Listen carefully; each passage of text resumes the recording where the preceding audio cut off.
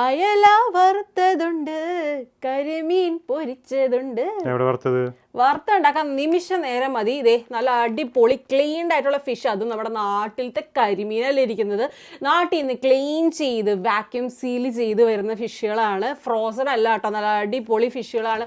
ആർക്കും ഇല്ലാത്ത ഇപ്പം എന്ന് വെച്ച് കഴിഞ്ഞാൽ സമയമില്ലാത്തവർക്ക് ബെസ്റ്റ് ഓപ്ഷനാണ് ഇതുപോലെ ക്ലീൻ ചെയ്ത് വരുന്ന ഫിഷുകൾ. നമ്മൾ എവിടെ നിന്നാണ് വാങ്ങിയെന്നല്ലേ, കൂൾ ഫിഷ് എന്ന് പറയുന്ന സ്ഥലത്ത് നിന്നാണ് നമ്മൾ വാങ്ങിയത്. നല്ല ക്ലീൻ ചെയ്ത അടിപൊളി ഫിഷുകൾ, ഒരുപാട് ഓപ്ഷൻസ് വരുന്നുണ്ട്.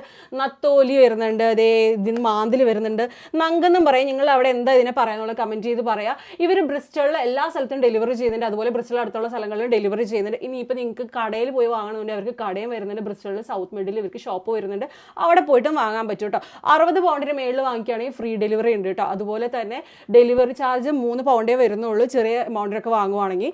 ഒരുപാട് ഓപ്ഷൻസ് വരുന്നുണ്ട്. നല്ല കിടിലൻ നെയ്മീൻ വരുന്നുണ്ട് കേട്ടോ. നെയ്മീൻ വരുന്നുണ്ട്, ചൂര, കാളാഞ്ചി, കിളിമീൻ, വറ്റ, മത്തി, കരിമീൻ, ഏരി, അങ്ങനെ ഒരുപാട് ഓപ്ഷൻസ്. കക്കറിച്ചൊക്കെ വരുന്നുണ്ട്.